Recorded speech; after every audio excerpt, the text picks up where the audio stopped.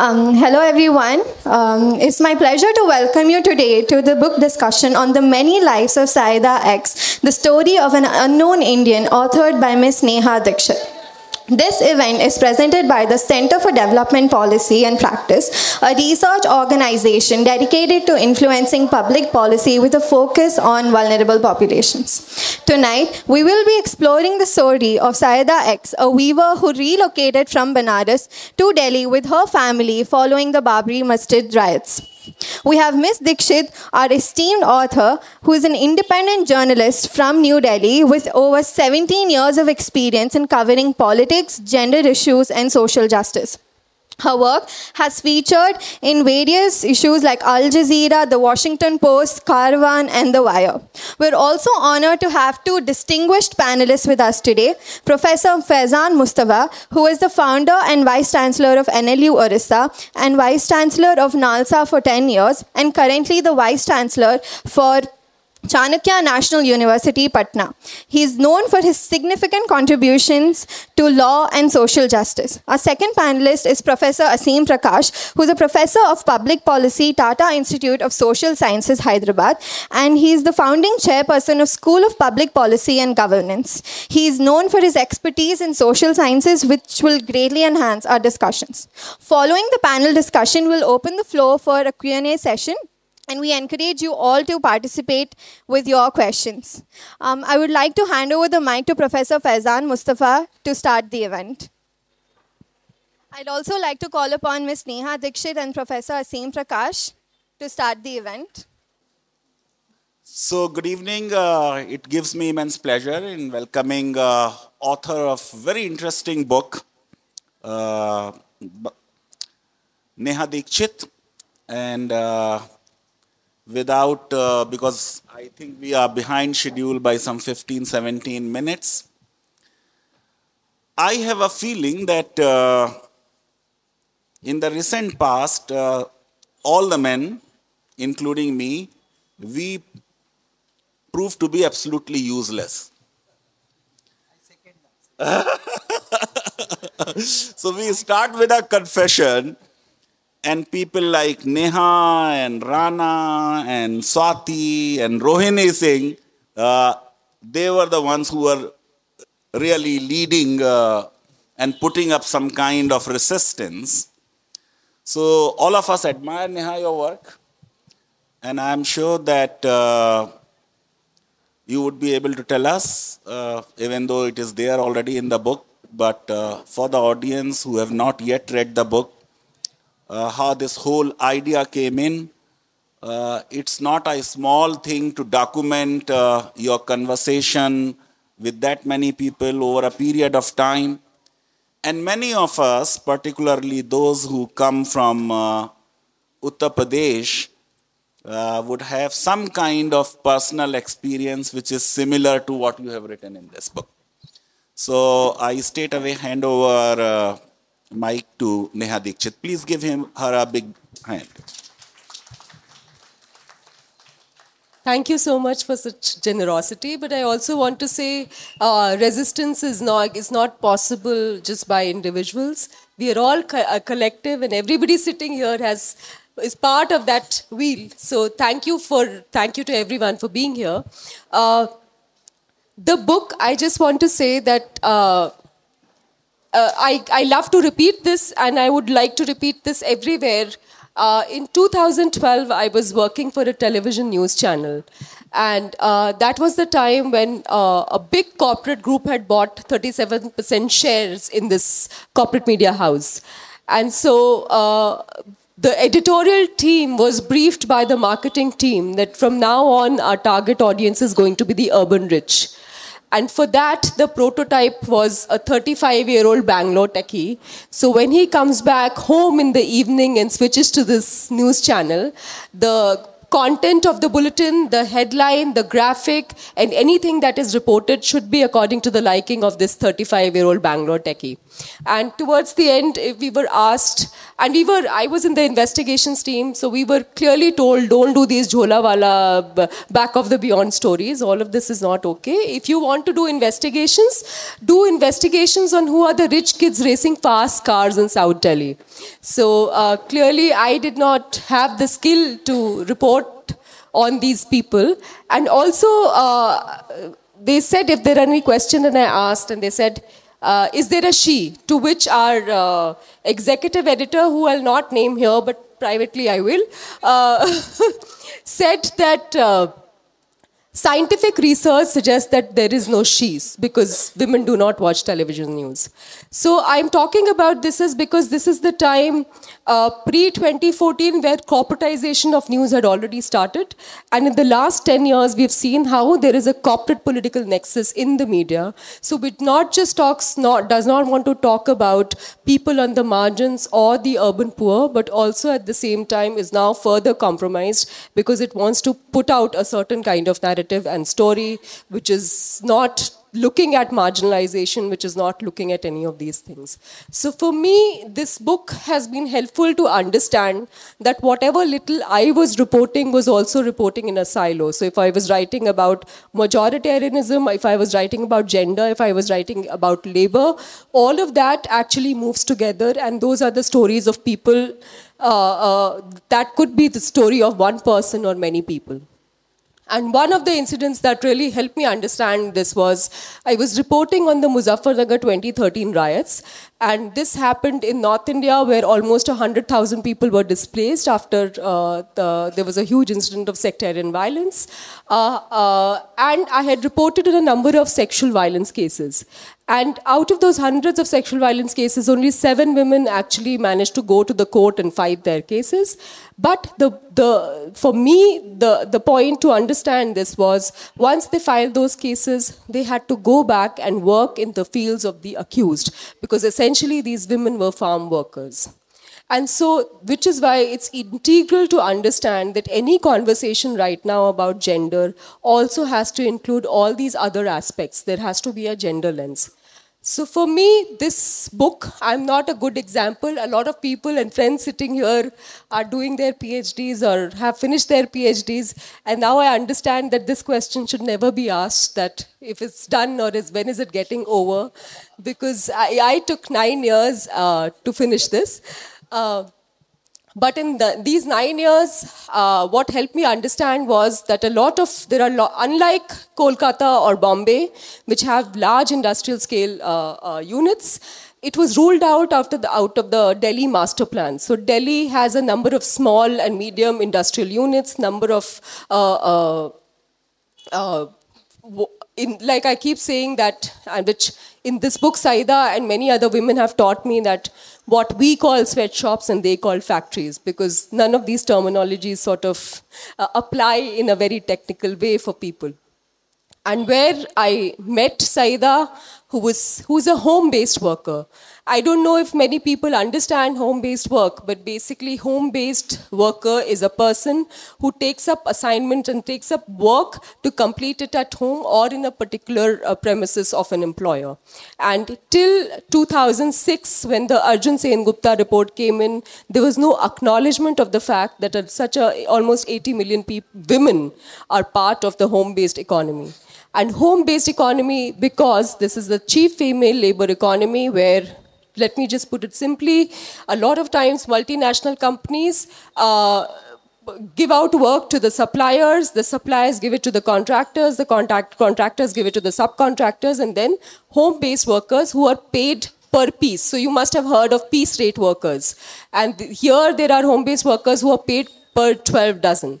So Saida was part of a strike in 2009, which was one of the largest strike by home-based workers in India, where she was essentially cleaning almonds. And almond cleaning was coming, so the work was coming from the Western world, where suddenly almond milk was the cool thing to have, or California almonds. So the work came to them where she had to clean them, and they were paid 40 rupees for a 23 kg bag and took almost 12 to 16 hours.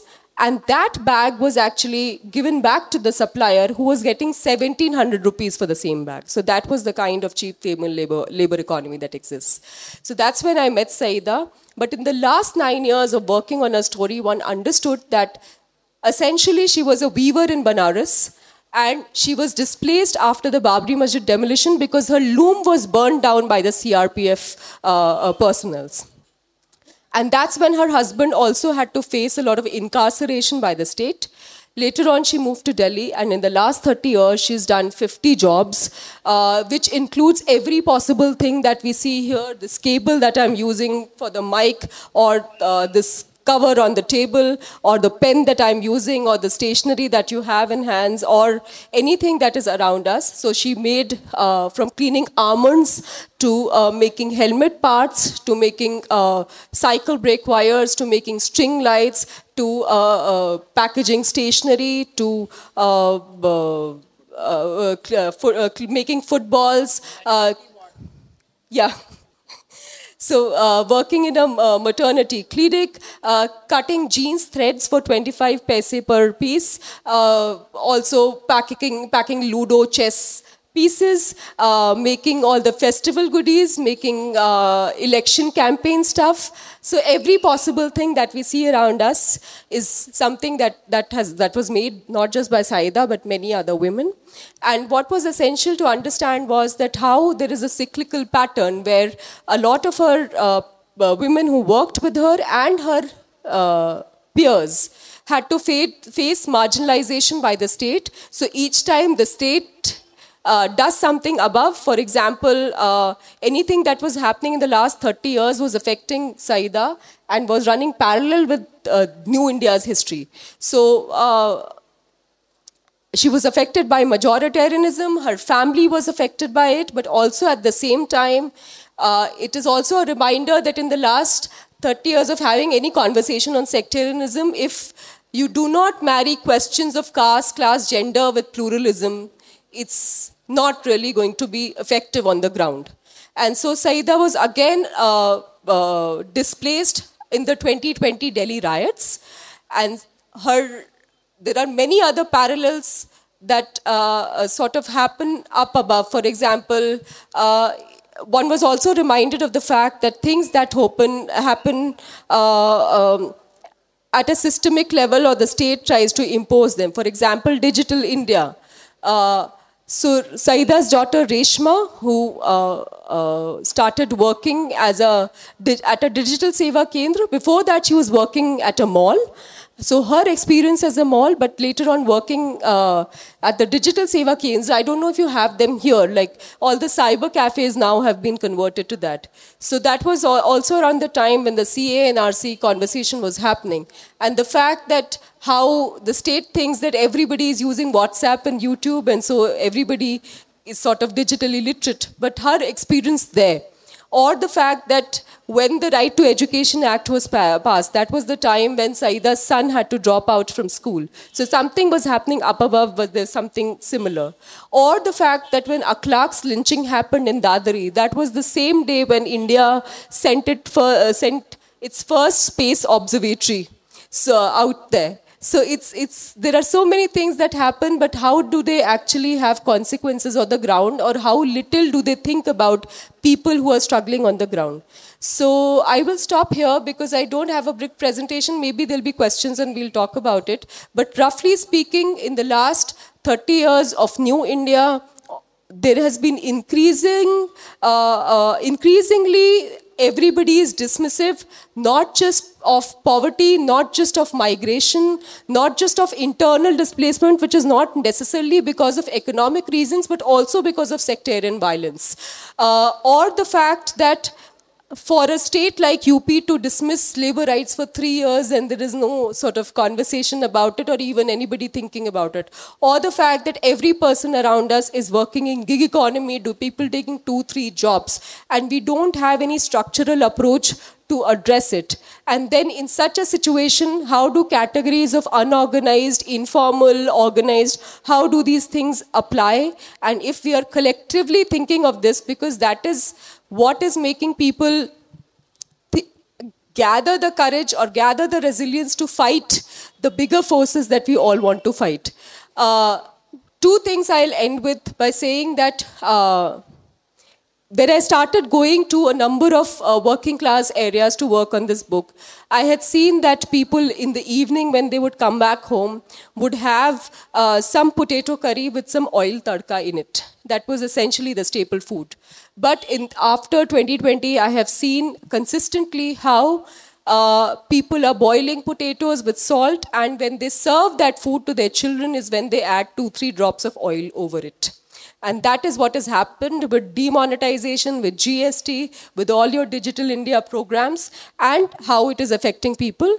And the second thing that I asked Saida, because she's been so many times affected by Hindu supremacy, I asked her something about what is going on and the elections, and she's told me that I don't wake up every day to think how to defeat the Hindu supremacists. What I think about it is to survive this very day. And if that is the question and that is the answer of a person who's again and again affected by majoritarianism, there's clearly something more to think about. Thank you. First of all, I would like to really congratulate you for the wonderful, I don't know what word to say, ethnographic portrait of Saida, which such detailed sensitivity. So you have immortalized Saida, and when I say Saida is a symbolic to so many other who are in a similar situation. So, and somewhere this detailed kind of life trajectory which has unfolded in over the span of, say, a decade or so, decade and a few more years, is sufficient to do several PhDs, not only one. So, and something which I will say few general things first and then come to the book in per se. What I really appreciate and understand the way you have written about it is just feeling the other's life.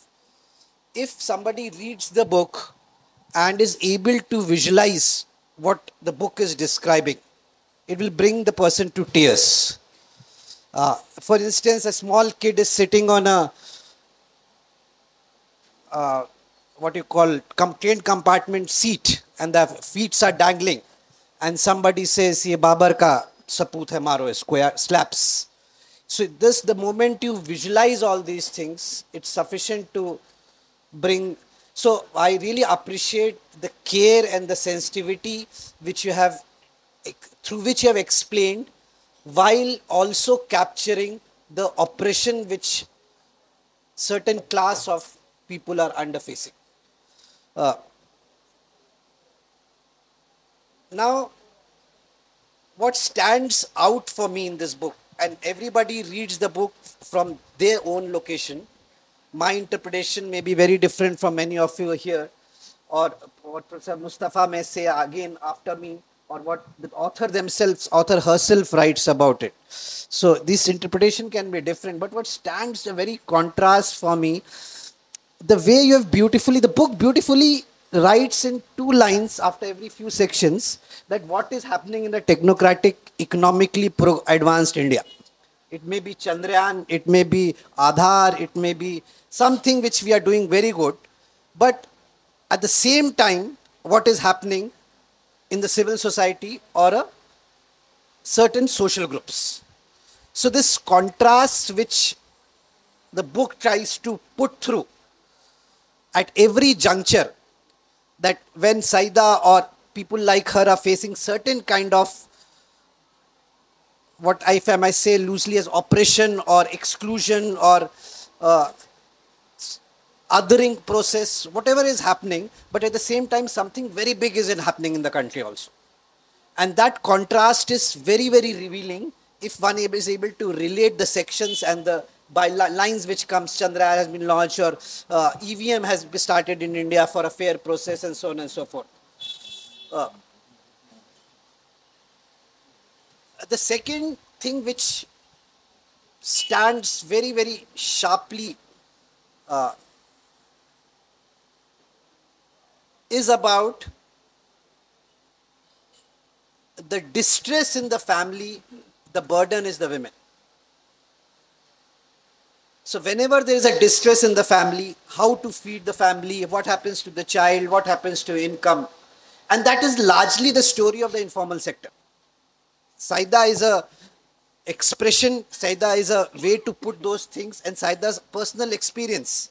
I'm not, nobody is discounting that particular fact, but that's largely the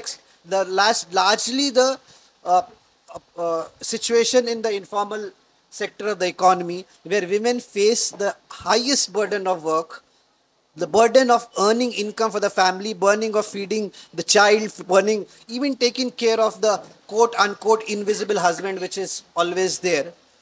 But that is what the story also captures, the precarity in the informal sector. What you just mentioned about is about 50 odd jobs. And this is the dynamism many of the subaltern urbanists often appreciate and rejoice about. That the dynamism but its dynamism is the precarity, is the compulsion. Dynamism is not about, so if you, the whole genre of literature which comes under subaltern urbanization, they talk about that how the poor are able to adapt, earn, thrive, and are proud of their achievements through acquiring different skill at different point of time. But what your book very, very vividly shows, that across 30, 40, 50 professions which Saida takes up in a decade and a half, is the precarity, is the compulsion, where there is no other, there's absolutely no other option but to learn and earn whatever is given to her, and at whatever wage. Something which the book brings out very, very in a pronounced way is the intersection between, which I think you also spoke about, between gender, religion, patriarchy, and the wider expectation of the community. That intersection creates multiple layers of subordination for women work, women life, and women experiences. What is the very, very remarkable and vivid capture in the book is about the experience of the person. It's not about the outcome of the person.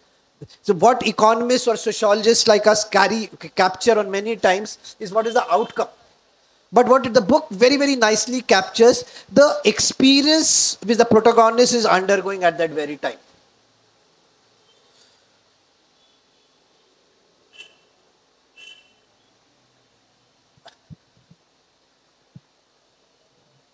Moving back from this macro vivid realities which you have expressed, something which is also very, very, which several of us know also, is about that how the property rights of the poor are vanquished.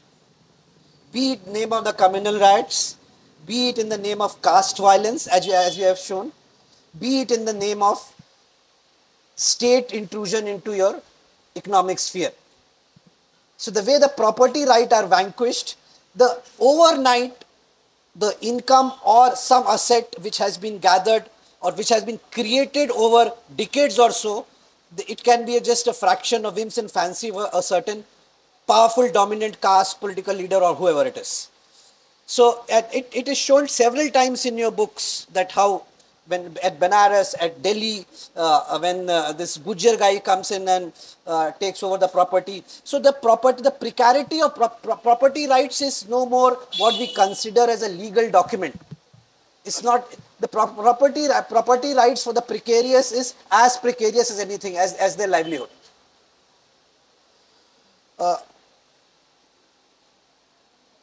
I will say last thing, and then if time permits, I'll again come back in the end after the discussion or so. Just 1 or 2 points I'll make, and then because I don't want to take more time, I have 1 page of notes or more, is about the organic linkages about the economic reproduction, which is what I mean by that is it does not matter which religion you are from, which caste you are from, you are producing for the market for every single religion or every single group. That organic linkage of you producing, being a Muslim, you are producing for Ganesh Mahotsav, being a Hindu, you are producing something for a Muslim festival or a Parsi festival. So that organic linkage of livelihood, that syncretism exists there. But when the time of tension is there, that syncretism somehow vanishes, vanquishes, because of the disciplining of the mind of hatred which has been cropped up so many times. So with this, I will end. I will not end here. I will say, if time permits, I will come back to again. Thank you so much, and many, many congratulations. I really wish that we had the skills, people like me who have so-called PhDs have the skills to write something like this. Thank you so much.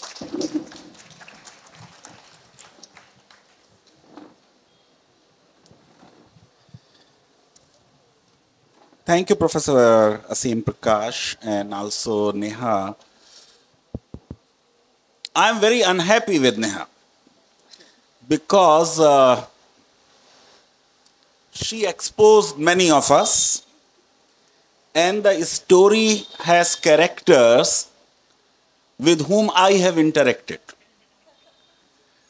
My own mother's real sister, whom we used to call Ammi, her name was Saida. And even Mrs. Mustafa has visited to that Kallu Halwai in Muradabad, who was selling sev and dal and other namkeen. And I have myself traveled in Kashi Vishwanath number of times. And I am aware of kind of conversation people would have in that train. And therefore, the kind of experience which this young kid had there is a kind of conversation I have myself, witnessed and heard. Very painful story of a woman who was not considered very important by the family, except by, I think, Dadi, who was giving her a lot of importance. After marriage. And as I said, that probably many of us are not bold enough to share our stories. Since I lived in Muradabad, I have seen what really happens when there is a communal riot. And I have witnessed that 1980 13 August riot. And just like Banaras, as per your story, when people went to Advani ji and said that our business is adversely affected, we will give you big donations, but let this business of riot should come to an end. Similarly, in 1980, when the brass industry collapsed in Muradabad, people probably went to someone there, because there hasn't been any big riot after 1980 in Muradabad. 900 people were interacted to have this book. And she took their consent also, which is very good.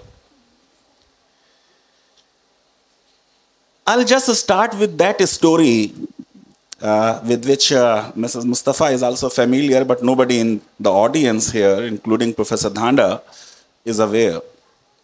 So that day, I had an argument with my elder brother.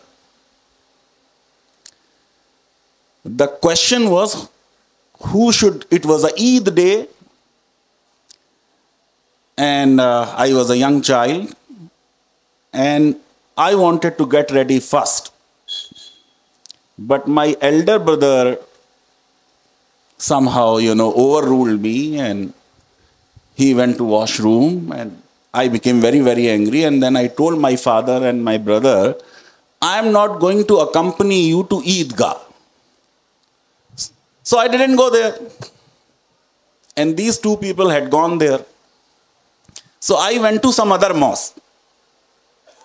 And my mother had asked me, because it is Eid, even though she was very unhappy with me that I am not accompanying my father and my elder brother, that while you are returning from that Shankar Mishtan Bhandar on Budh Bazar Road in Moradabad, in front of a police station, there is a huge, old, very reputed sweet shop which used to sell at that time high quality yogurt. Get that yogurt for dahi bada and this and that.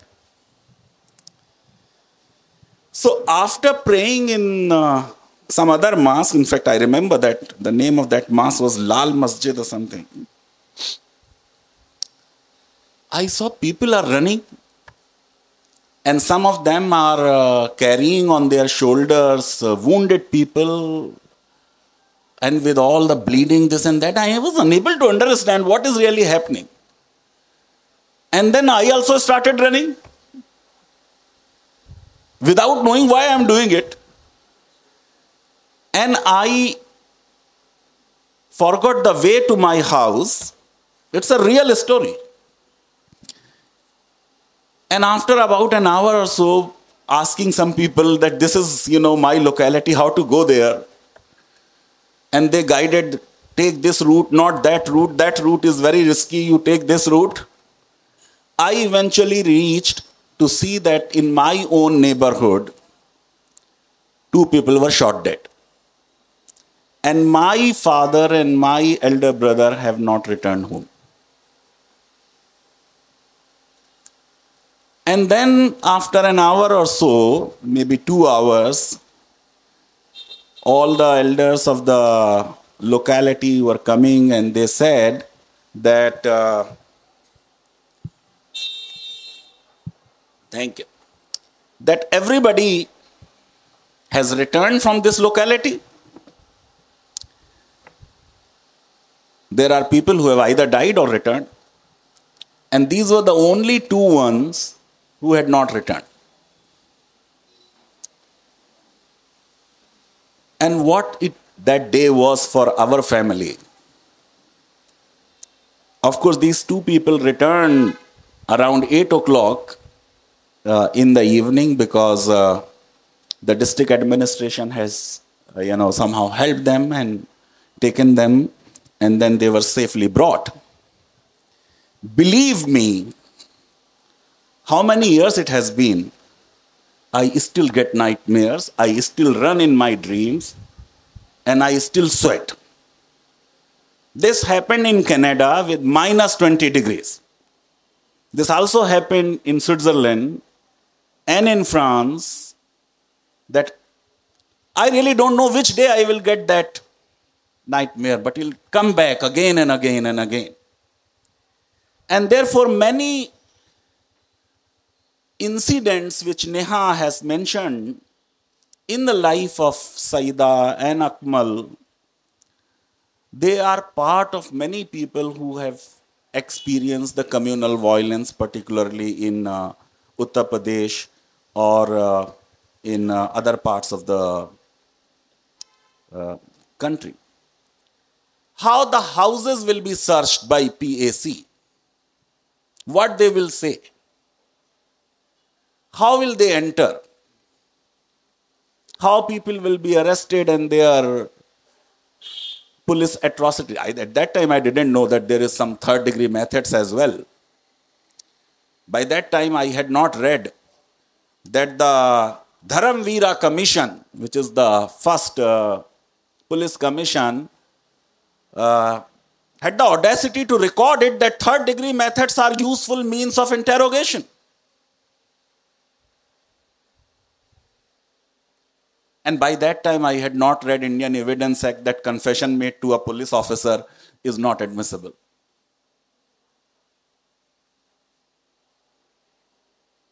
So many people in your neighborhood, innocent people, they were arrested, they were subjected to that kind of treatment.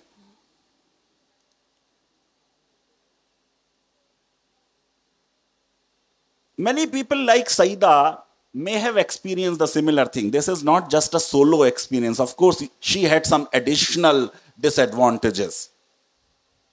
As any Dalit women would have some additional disadvantages, so minority women would have some additional disadvantages. I'm reminded of a conversation which great Manto had with his very close friend. Why are you going to Pakistan? What is so great? कोई ना नमाज पढ़ते हो, ना रोजे रखते हो, ना बड़े दीनदार हो, तो तुम्हें वहां क्या करना है और यहां तुम्हें क्या खतरा है? And that Manto responding, भैया इतना मुसलमान हूं तो हूं कि मार डाला जाऊं? So that is that additional disadvantage which many members of the minority communities or Dalit communities may additionally face. And believe me, Neha, I did not know really. I had read in my labor law class the famous Supreme Court judgment, old judgment, Adverse Mills versus the state of Ajmer, that the law is that if you cannot pay minimum wages, you have to shut down your undertaking. But very intelligent of these people that no more there will be a factory where factory laws or labor laws would apply. So we started working from home post-COVID, but there are people like Saida who are doing it for decades. And the strategy is that there is no place which can be called a factory where labor laws would be applied or somebody would be held responsible for not paying minimum wages. The directive principles talked of living wages, but nobody mentions that directive principle. The only directive principle we hear of are uniform civil code and cow slaughter.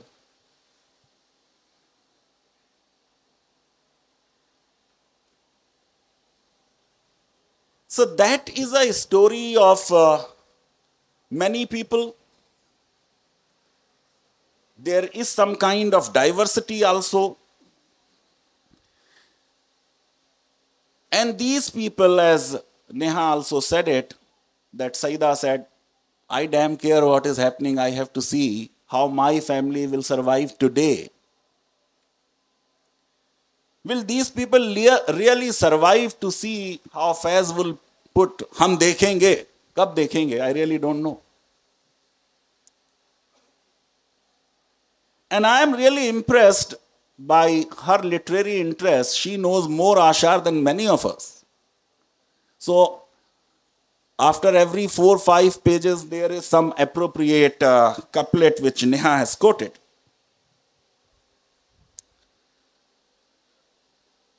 But she missed Bashir Badr. बड़े शौक से मेरे घर जला, कोई आंच तुझ पे ना आएगी. ये ज़बां किसी ने खरीद ली, ये कलम किसी का गुलाम है. यहां एक बच्चे के खून से जो लिखा हुआ है उसे पढ़ें. अभी कीर्तन तेरा पाप है, अभी मेरा सजदा हराम है. And Bashir Badr also, like Manto, in spite of all his secular liberal credentials, his house was also attacked. So this is a story of India, not of 10 years. It's a story of India of some 50 years. She is not mentioning just what is happening in space and what is happening on nuclear explosion, this and that, but what kind of films are released. So she would start with Zanjeer in 1973 and would also mention Dilwale Dulhania Le Jayenge.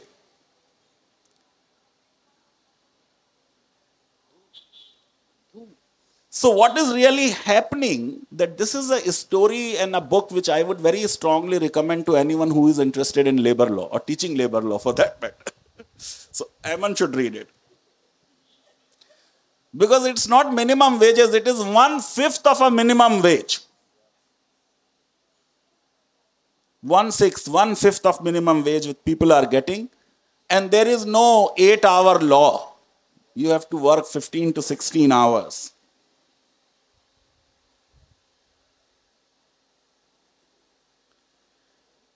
Now the majoritarianism, the extreme right's rise, that also affected, like everyone, it affected Saida as well. And the story is from a city.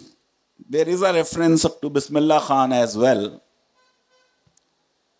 And there is a reference that how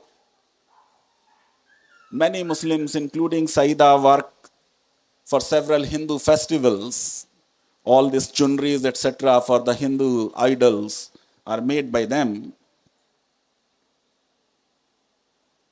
So Bismillah Khan was offered by his admirers to stay back in United States. And Bismillah Khan, in his characteristic style, said, Thakur ji तो है नहीं. So he is referring to Kashi Vishwanath temple, where he used to play his instrument. And then taking a pause, he says, पहले तो हम वहां जाते थे, temple में जाते थे, बिस्मिल्लाह खां बजाते थे शहनाई. बोले अब टांगे बड़ी खराब हो गई हैं, जाया नहीं जाता, मगर सुबह ही आ जाते हैं ठाकुर जी, यहीं बजाना पड़ता है. अपने घर से निकल के चबूतरे पे बैठकर काशी विश्वनाथ टेंपल की तरफ अदब और एहतराम से शहनाई बजाते हैं. ये वो बनारस है जहां ये सब हो रहा है अब. And she rightly mentions that there were hardly any right initially, and then you had too many rights from 1966 onwards. How this whole business of Banarsi sari and zari, here is a very skilled worker in Akmal.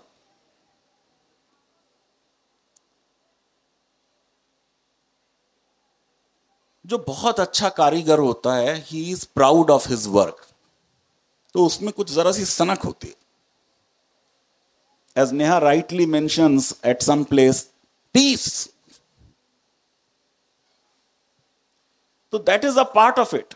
कोई अच्छा teacher होता है आनंदिता, उसमें भी थोड़ी सी होती है. Because that person is a real efficient, extraordinary teacher or extraordinary worker, very proud of this. तो वो आम साड़ियां वाड़ियां नहीं बनाता है, कभी कभी बना देता है बहुत अच्छी वाली. आपने उसको इवेंचुअली पोर्टर बना दिया. बेचारा सामान ढो रहा है, रिक्शा चला रहा है. और जो बहुत अच्छा होता है वो जरा मूडी होता है. सो अकमल मूडी है, जरा लेजी भी है. अहमद शाह के मजार पे जाता है, वहां हिंदू भी आते हैं, मुसलमान भी आते हैं. रॉयट हो गया तो वो मुस्लिम मजार हो गया. ये जो डिवीजन है, ये मुस्लिम है और ये हिंदू है और ये.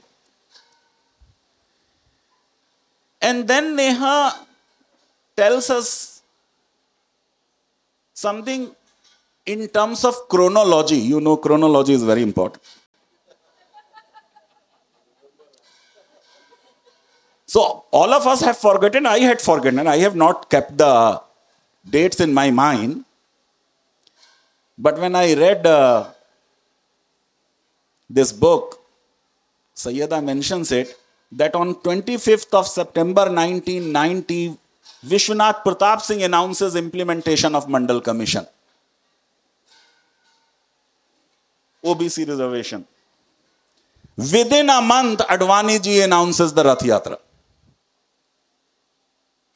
Within a month. And therefore, it was certainly a Kamandal response to Mandal politics.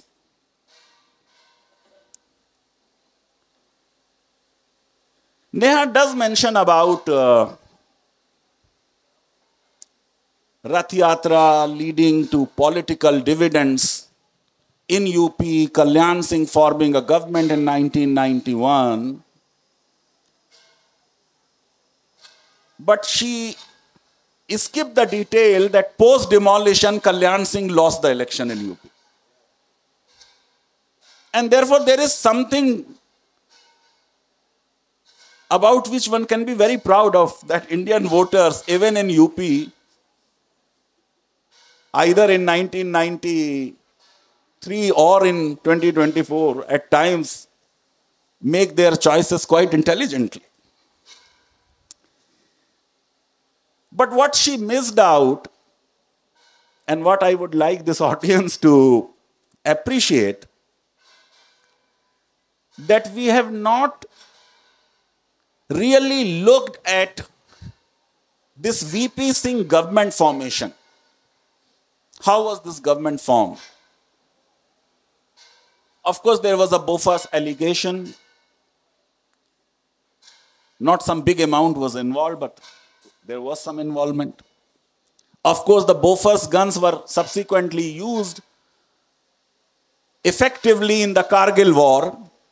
Had Bofors guns not been there, probably we would have lost that war. But to defeat Rajiv Gandhi, left and Janata Dal, VP Singh led Janata Dal, and Vajpayee ji and Advani ji's BJP, they all joined hands. So, 1-to-1 contest was there in 1989. And therefore, to the rise of seats, left also contributed.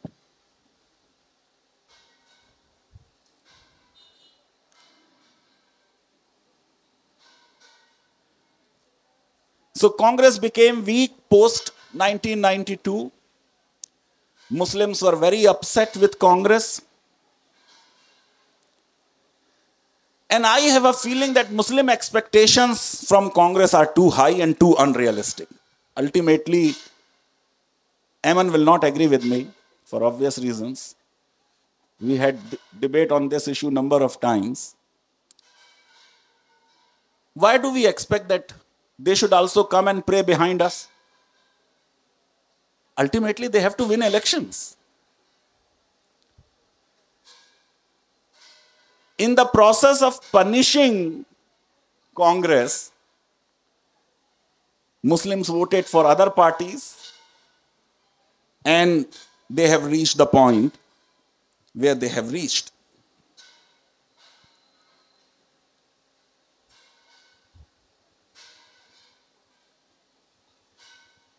The story of attack on Saida's brother Kashif in a cinema hall is also very common in many towns in Uttar Pradesh. For no reason, suddenly there will be identification. The man has gone to see a movie called Akela, and he just survived somehow. And what Neha says is painful to read, but it is a fact that till this incident when her brother is attacked for his identity, she had known hunger and grief, sorrow and frustration like everyone else. But now she realized that there is some additional disadvantage. And this disadvantage is because of the religion her brother was following or professing.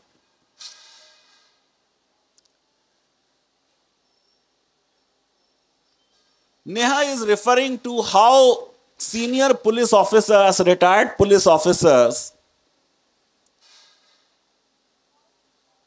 they were working for Vishwa Hindu Parishad. What to talk of police officers?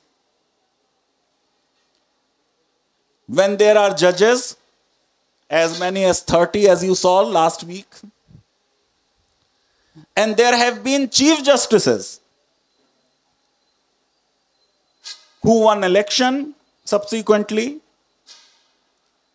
and then chaired the national, I'm talking of Chief Justice Lodha, Guman Lal Lodha. When Vajpayee ji appointed him as the chair of National Animal Commission, in the report उसने कहा कि साहब गाय का गोबर कोहिनूर से ज्यादा कीमती है. And then that quote was quoted by the Supreme Court in its judgment.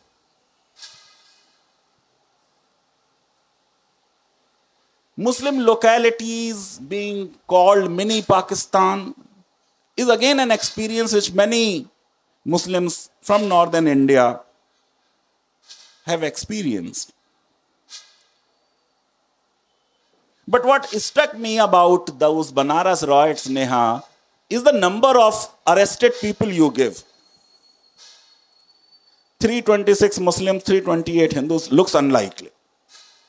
The experience is most Muslims will be arrested. But it is true, as Neha rightly mentions, that when these arrests take place, children as young as 10 and elderly people as old as 90 years are also arrested. This has been the experience of Tada as well in Jharkhand, that elderly people have been arrested under Tada. Trade union leaders have been arrested under Tada. Children have been arrested in Tada.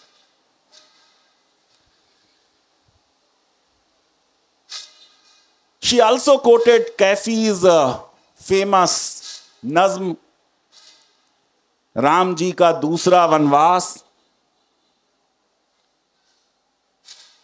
She has quoted one couplet from there. पांव सरयू में अभी राम ने धोए भी न थे कि नजर आए वहां खून के गहरे धब्बे.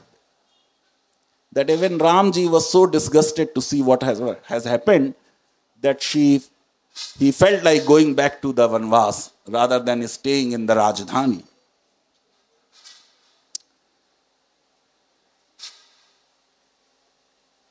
One may ignore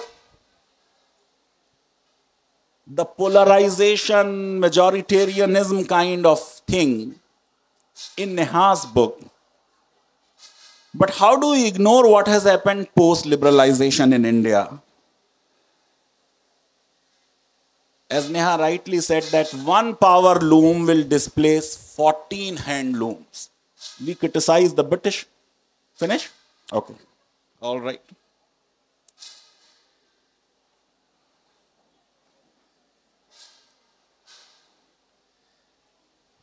And again, just to end, I like gajak और अब खाएंगे नहीं क्योंकि नेहा ने बता दिया है गज़क के बनाने में क्या क्या चीजें इस्तेमाल हो रही हैं.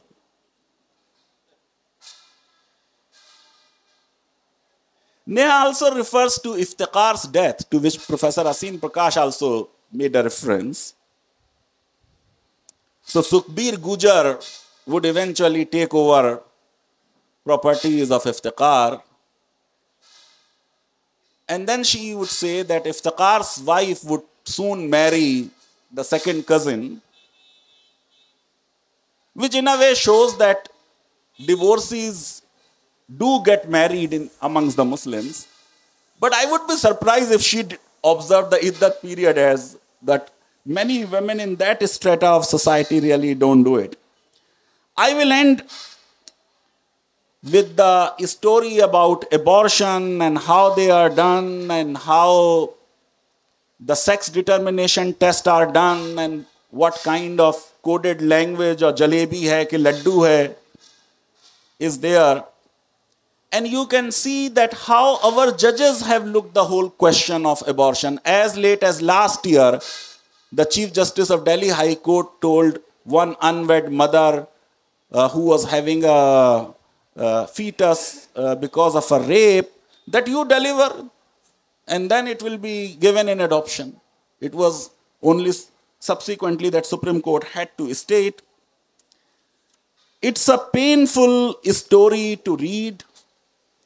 And as I said that there are many incidents and many statements which the characters make in this story, in this book, which many of us have experienced.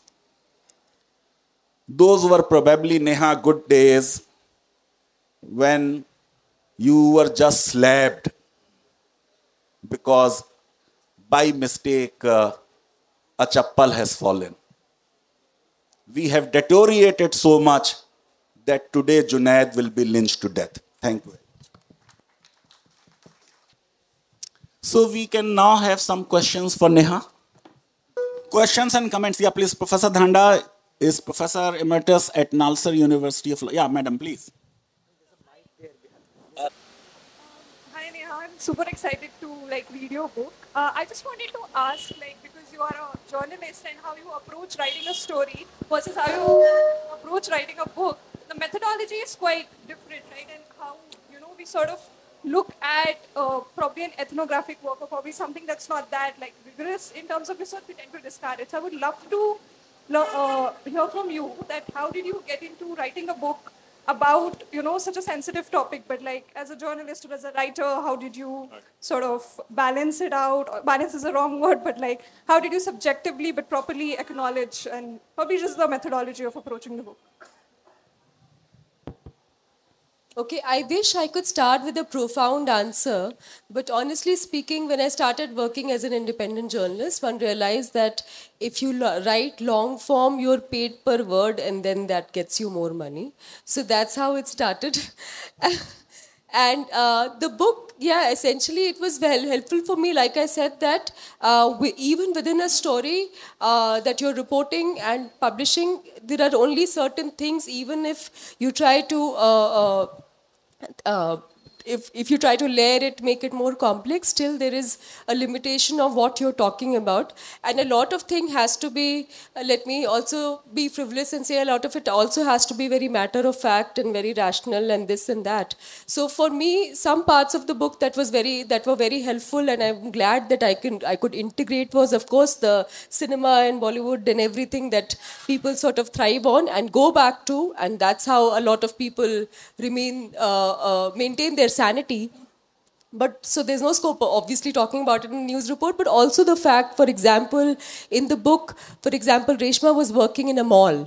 And so she kept talking about how this third floor of the mall was possessed by a jinnery, female jinn, because it was always colder than the other floors. So just how to, and this is how people understand, believe, they indulge in it, and or the other bit about, there's a person called Nisha Radiowali who was a electronic worker in the 70s because that was the time when only adolescent girls were recruited because they had nimble fingers and they could do the electronic work. And later on she leaves her family home and starts living in a place in Old Delhi called the Bhagirath Palace, which is now a very big electronics market. And Bhagirath Palace was actually Begum Samru's palace, and Begum Samru was the only Catholic ruler in India and a woman. She was a dancer from Kashmir who married a Dutch personnel, and all of that happened.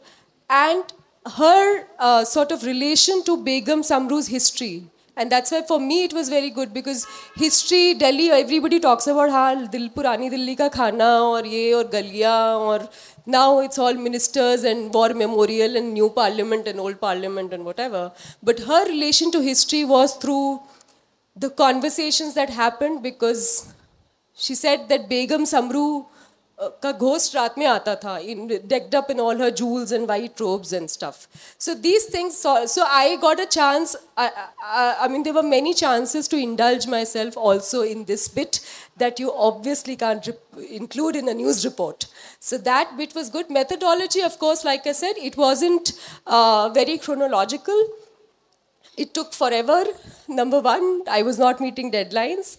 So bad example, but also first 3-4 years was just having to be able to have informal, unstructured conversations. Because why would anybody answer very intimate or personal questions? Because why should they? And if they are already doing 16 hours of work, why are they going to give that extra hour talking about the same work? So which is why I was schooled by a lot of people, including Saida, that again, you're talking about this. So most of them were unstructured conversations, informal conversations about this, that, or me being asked personal questions was always happens when you're being reported. So till now, I was telling some friends here that I have to keep explaining why I don't have children. So a lot of women have a very bechara image of me that I don't have children. So it's also, so all of that. And after 4 years of gathering information, just looking at it and to be able to organize it in a chronological way, and then I went back with lots of questions. So a lot of things that Professor Azim, Professor Mustafa mentioned, that this is happening in the history. That was after 4 years, and I thought, okay, this is happening now, let me go back and ask questions. So for example, Saida, for the longest time, I keep saying this, did not tell me till 2018 that she had another son. And Shahzeb, and then she said that, oh, वो एक गुजर लड़की के संग भाग गया था, but and this whole love jihad propaganda had happened and they were penalized. But also Saida did not have a very sympathetic sort of view of her son. She kept saying कि उस लड़की ने मेरे बेटे पे काला जादू कर दिया. So it was this is how what the dysfunctionality of Indian families and structure is that it's not clearly black and white. And then when I come back and write that chapter, a few months later she tells me that हाँ मगर 2010 में जब Indian Mujahideen वालों को पकड़ा था तो उसको भी पकड़ लिया गया था. So that is why it kept moving back and forth. And people also, just like us, we also have very selective narratives about ourselves, that this is what I do, this is what I am doing. And similarly, everybody has. So Saida initially kept speaking about, and many other women kept speaking about what is important. Things that were important to me were not important to her. Like I again keep saying that the fact that one day I was asking about how do you roll these agarbattis, and she was irritated and she said, I am talking about Banarsi weaving work and you are interested in agarbattis. So really you have no brains or what? So this kind of stuff, or the fact that she's rolling agarbatti using gaumutra.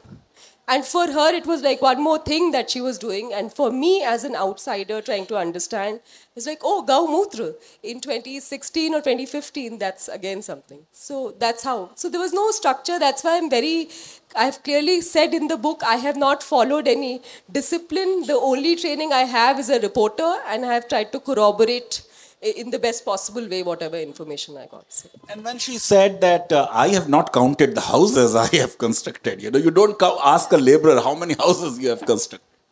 She really got very, very annoyed on that question. Yeah, madam. Okay, I, in fact, somewhere wanted to maybe supplement the answer you were giving to the question you were asked. Because the way I saw your methodology, Neha, and the way I read your book, it's true that, there is the big ticket things and there is all of the things which are going wrong in terms of whether it is the fact of the sectoral violence, whether it's the pauperization, impoverishment, and all of that. But I think what wins for me big time is that there is a human being throughout. That it's a very humanized narrative. It's a struggle and it's a tussle and it's a winning. It's as much a part of the story. So I mean, my difficulty with both the panelists were, it is not just a sorrow story. It's as much a victory story. I mean, and it's carrying on. And I think that's what gives one hope, because it's like if one sees it as a narrative of loss and only loss. I'm not saying that the loss is not real. I'm definitely, I would I would say, I was telling Anandita, in fact, that, like, it should be a mandatory reading for the poverty course. It should be a mandatory reading for, like some parts, because for us as law people, we don't see how those laws impact on people. So when you see those stories and you actually make the connection of what is there in the book and how it is going to, what it's going to do to people, that's definitely there. But the other part is equally, like the fact that they go to this Nisha's house and the song and dancing that they do there. And kahan se joy dhund ke late hain. It's like, I think I wrote to you also that I sort of somewhere felt that Rohinton Mysteries, like some of that winning spirit he had demonstrated in his book, I found that coming also in a very big way in yours. So I would think that people need to read it for both. Need to read it for कि आप दबा रहे हैं, लेकिन कैसे वो उभर के वापस लड़ रहा है और कहाँ से लड़ रहा है. I mean that human, I'm not saying that justifies oppression कि ये oppress बंदा फिर भी, but क्योंकि वो वापस लड़ रहा है इसलिए वो oppression पर जितना बड़ा सवाल उठाता है. I think that's the big power of your book for me. I mean, I just wanted to say that, and that means कि आपने दिल से लिखा है, सिर्फ दिमाग से नहीं लिखा. And I think as academicians, हम लोग दिमाग की बात करते हैं, दिल की बात नहीं करते हैं. Your methodology is a methodology of the heart. Very nice. Yes. Thank you so much. Thank you. Means a lot. I haven't read your book, and I'm sorry. I was a bit late for your talk, but I mean, I gathered the spirit. Okay. I was curious, what was the relationship of these Muslim oppressed women with the non-Muslim or the mainstream Hindu, let's say even non-Dalit, also in a similar economic, social, and subject to all kinds of patriarchy, etc. Could you get some kind of links on that? Thank you. Thank you for that. Actually, I'll use the cue that Professor Danda just gave, because this Nisha Radio Wali is the place where they start calling, because she's a single woman and she has more money and she's a supervisor in one of the factories where lots of women are working. So her house is called Radio Wali Ka Ashram. That's what everybody starts calling, because that's where a lot of women come and say to take a nap. Because घर पे रहते हैं तो they keep asking ये कहाँ है वो कहाँ है वो कहाँ है. So I'm just here to sleep. So that's the place where lots of women got a chance to come together. Otherwise they would meet or not meet. And the relationship, of course, like at one point I talk about when CA and RC was about to be imposed. And so some women have questions about कागज क्यों नहीं दिखाएंगे to the Muslim women. But at the same time, both the Muslim and the non-Muslim women talk about the fact कि अच्छा तुम्हारे पास कौन सा कागज है, तुम्हारे पास क्या है. So that is there. So like Professor Mustafa also said in the end that Jhapar say abhi things have changed, but at the same time for a lot of women, which is why it's called Saida X also, because it is the story of Saida, who's a Muslim working class woman, but it is also the story of a lot of women who are on the margins. They may be further marginalized and the degrees may differ because of their caste or class or religion. Class is the same here, but at the same time some of the realities remain the same. And that is why even for the almond workers strike, a lot of unions have started doing is that they have started unionizing workers at a mohalla level, because there are no longer factories and you're no longer doing the same work. So within the mohalla, the women live and they are all women and they know each other, and a lot of times most of them have taught each other the work that needs to be done. Like here, they said, some of them told me that today you're making cycle brake wires, tomorrow you have to make helmet parts. Nobody is going to teach you how to switch to that. And the only way to learn is to go help another woman in her household chores so that she takes out those 30 minutes to teach you how to do this next thing. So that is why also out of necessity, there is a lot of solidarity.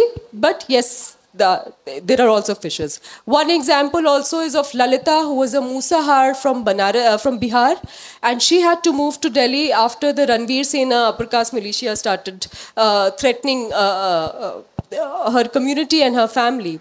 And so she also starts working, but later on when the Delhi riots happen and Saida is actively looking for a place to stay, the same friend turns her back on her. So all these things are already also at play, but at the same time, Nisha Radio Wali is also helping Saida. So it can't really be said that, yes, thank you. And initially also, I think it was Govind who gave shelter to Iftikhar, and then he said, "Ab kurki hone wali hai, to ab chale jao, nikal jao." So, there are such stories as well. Yeah, any other? Hello. Yeah. Hi, Neha. I'm not from very academic background. I'm a typical software engineer. I'm not from an academic. Yeah. So I have a very layman question in this. So basically, like a Telugu masala cinema have a certain notions when they discuss sensitive topics like caste or oppression or anything. So there will be a savior complex which comes into the picture. So even in author community, when they write books about, the lower middle class people are, so still they will also have that savior complex and they sympathize, they try to sympathize them. So how did you avoid that? Or did you avoid that is my question. No, that's a very valid question, and I'm glad you asked, because if I'm sitting here as a person of privilege of having a Hindu name and being an upper caste person and being a middle class person.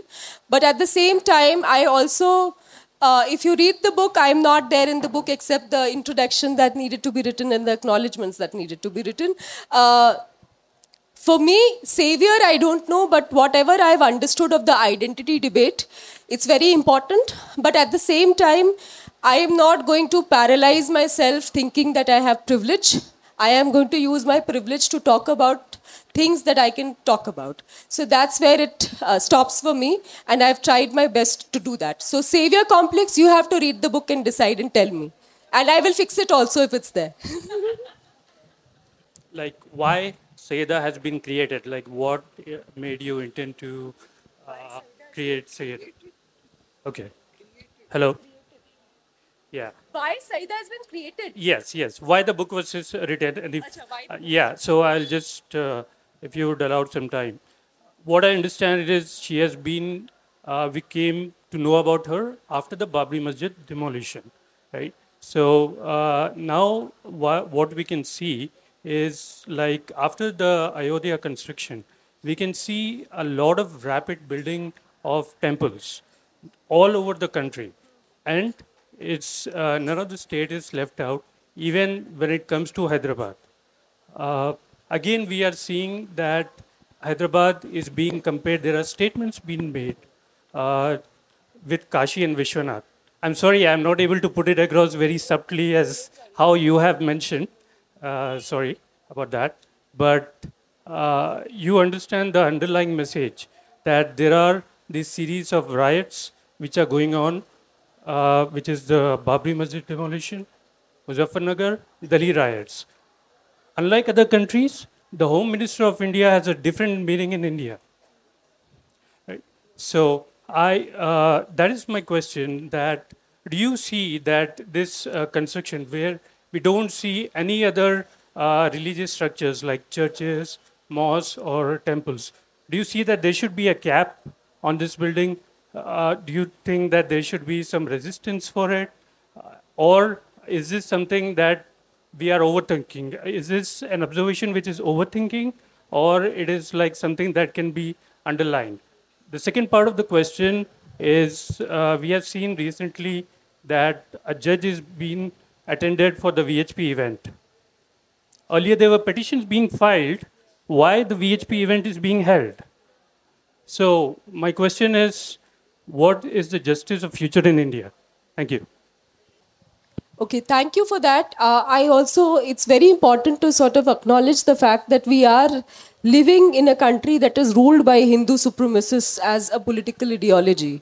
And so each time, if the ideology supports one religion and is also in power, they are giving state support to the construction of all the temples that you are talking about. Of course, Ram Mandir, but also the other thing. The other aspect to also notice is, for example, Northeast India.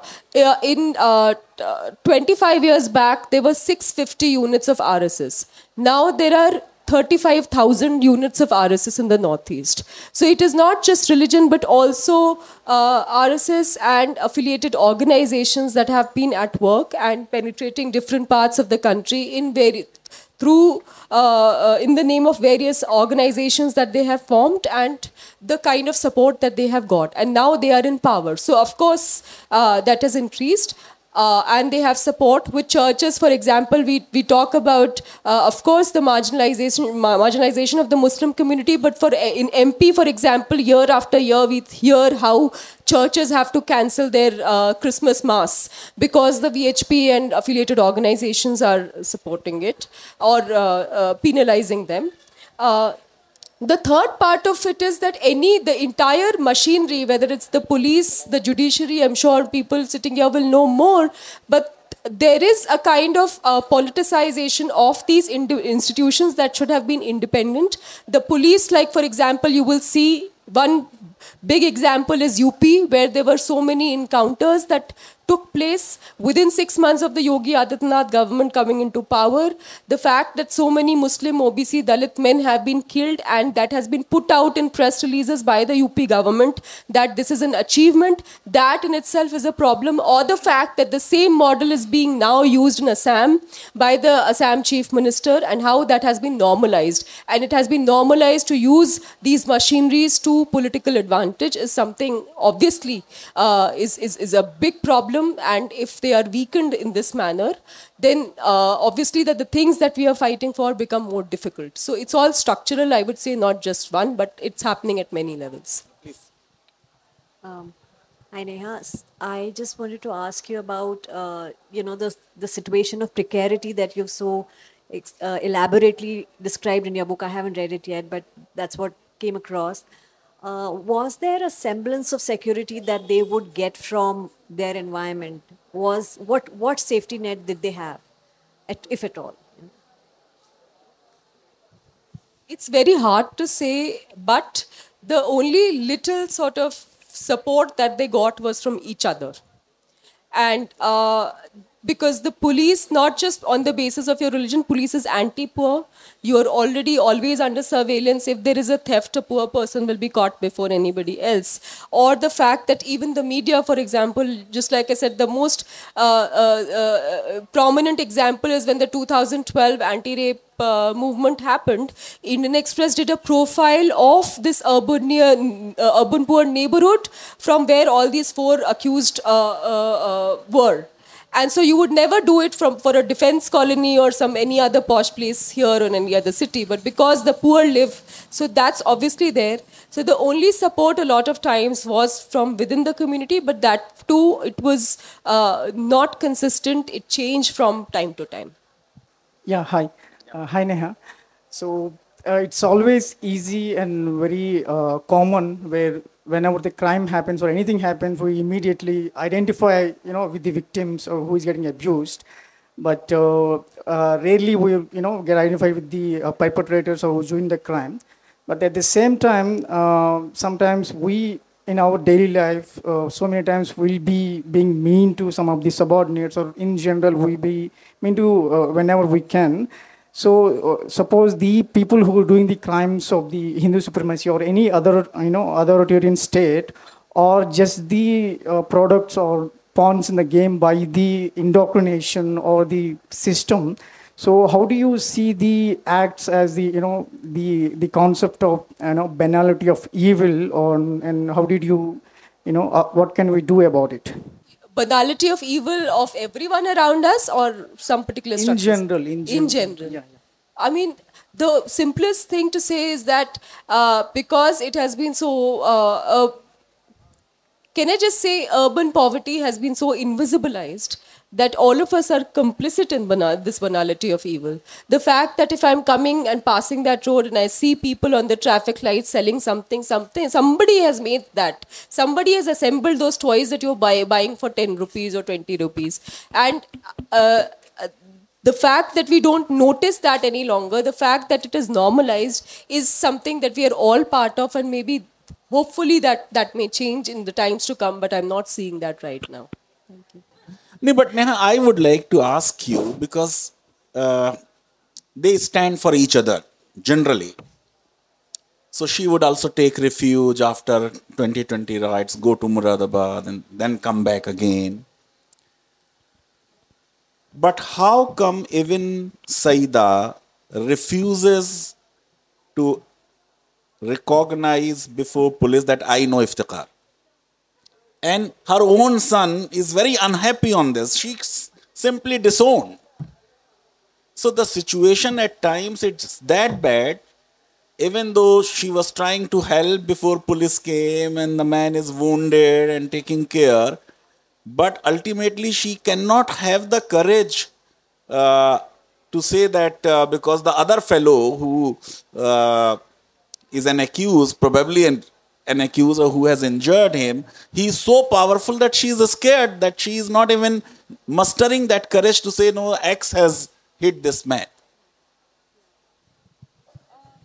A simple answer to that would be that a lot of times morality is a product of privilege. So I can be all self-righteous and say I'm not going to pay bribe, but that really doesn't work for somebody who immediately needs something to be done. Or in this case, like you say, that if you're already vulnerable and you already have been subjected to police brutality in the past, and again there's a possibility, not because of something that you have done, but because your identity, because you're poor, you're Muslim, and you're trying to make ends meet, why would you keep taking that risk? That's the point. Further disadvantage. Yes, absolutely. All right, can we just close it? Okay, thank you. Thank you very much, Neha, and thank you, Professor. Thank you so much.